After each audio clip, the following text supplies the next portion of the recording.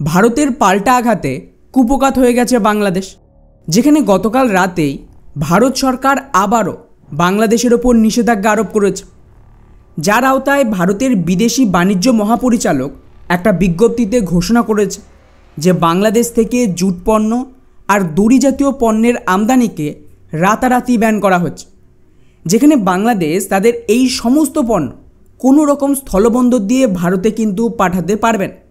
অর্থাৎ লাগাতার প্রতি মাসে বাংলাদেশের ওপর একের পর এক স্ট্রাইক করেই চলেছে ভারত, যাতে বাংলাদেশ হাড়ে হাড়ে টের পাবে এখানকার আসল বাপ কে।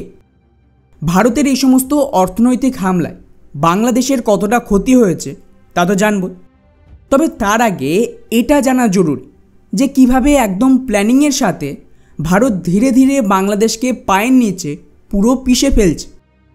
এর আগে গত 27শে জুন ভারত সরকার আরও কিছু জুট পণ্য আর ওভেন ফেব্রিক সহ মোট 9 ধরনের বাংলাদেশি পণ্য আমদানিতে নিষেধাজ্ঞা লাগায়। তার আগে গত 17ই মে আরও একটা বিজ্ঞপ্তি জারি করে এবং রাতারাতি বাংলাদেশের রেডিমেড গার্মেন্টস, প্রসেস ফুড এইসব আমদানিকেও থামিয়ে দেওয়া হয়, যেটা বাংলাদেশি ইন্ডাস্ট্রিকে মারাত্মক ক্ষতি করেছিল। কেননা আমাদের গোটা নর্থ ইস্টের রাজ্যগুলোতে কেবলমাত্র বাংলাদেশি গার্মেন্টস আর প্রসেস ফুড যেমন প্রাণ কোম্পানির সমস্ত খাবারের একছত্র রাজত্ব ছিল। এমনকি ওখানে তো ভারতের নিজস্ব পণ্য সেভাবে সুযোগ পেত না, যার থেকে বাংলাদেশ প্রতি বছর মিলিয়নস অফ ডলারের ফায়দা লুটত। আর ভারত এখানেই থামেন। 9 এপ্রিল তো বাংলাদেশের ইতিহাসের সবচেয়ে বড় ঝটকা দেয় ভারত, যেখানে বাংলাদেশকে দেওয়া ট্রান্সশিপমেন্টের সুবিধা বাতিল করে দেওয়া হয়। এর ফলে বাংলাদেশ মধ্যপ্রাচ্য, ইউরোপ আর অন্যান্য দেশে ফ্রিতেই ভারতীয় বন্দর ব্যবহার করে যে রপ্তানি করত সেটা পার্মানেন্ট বন্ধ হয়ে যায়। ব্যাস, রাতারাতি বাংলাদেশের গার্মেন্টস রপ্তানির সময় আর দাম দুটোই এতটাই বেড়ে যায় যে বাজারে এগুলো কিন্তু অনেকটাই পিছিয়ে পড়ে এবং বলা হচ্ছে যে এতে কম করেও 2 থেকে 3 হাজার কোটি টাকার প্রতি বছর অতিরিক্ত ক্ষতি হচ্ছে। এছাড়াও বাংলাদেশে ভারতের যত রেল প্রজেক্ট চলছিল সেটা বন্ধ করে দেয়। ফ্রিতে যে সমস্ত পাইপলাইন আর ইনফ্রাস্ট্রাকচার ডেভেলপমেন্ট হচ্ছিল সেই সব ক্ষয়রাতিও ভারত সরকার থামিয়ে দিয়েছে। যাই হোক, এবারে আসি আসল কথা, যে গতকাল যা অ্যাকশান নিয়েছে এবং এর আগে যা যা হয়েছে তাতে বাংলাদেশের কতটা ক্ষতি হচ্ছে।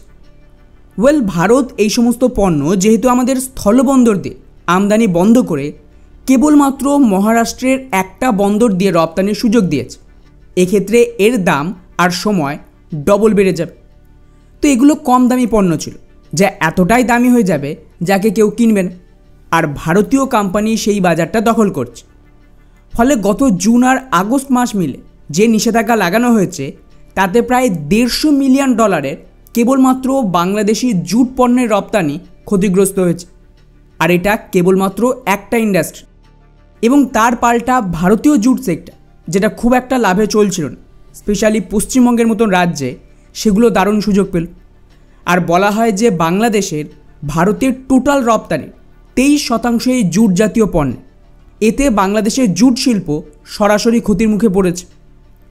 ওদিকে পোশাক আর অন্যান্য পণ্যের ক্ষতির কথা বললে মে মাসের নিষেধাজ্ঞায় ওদের পোশাক শিল্প, প্রসেস ফুড এবং বাকি সমস্ত জুট পণ্যের যে ইন্ডাস্ট্রি তারা ক্ষতির মুখে পড়ে, এবং বলা হচ্ছে যে এটাতে অতিরিক্ত $770 মিলিয়ন ক্ষতি হবে। এবং এগুলো ভারতের টোটাল রপ্তানির 42% ছিল, যা বিরাট বড় ধাক্কা। আর সমপরিমাণ মার্কেট আমাদের দেশীয় কোম্পানি পেয়ে গেছে।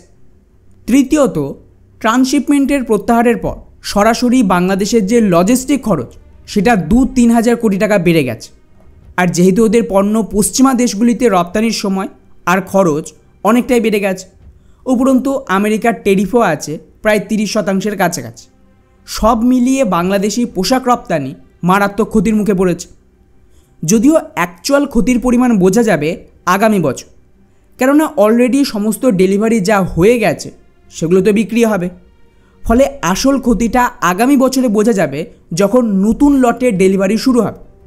তো দেখতে থাকুন কিভাবে ধীরে ধীরে বাংলাদেশের ইকোনমিকে এমন জায়গায় নিয়ে যাবে ভারত, স্পেশালি যেভাবে ব্রিটেন, অস্ট্রেলিয়া, ইউরোপের সাথে ফ্রি ট্রেড এগ্রিমেন্ট হচ্ছে।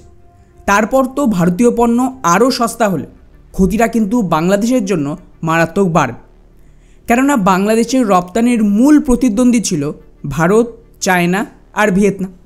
তো খেলা দারুণ জমে উঠেছে।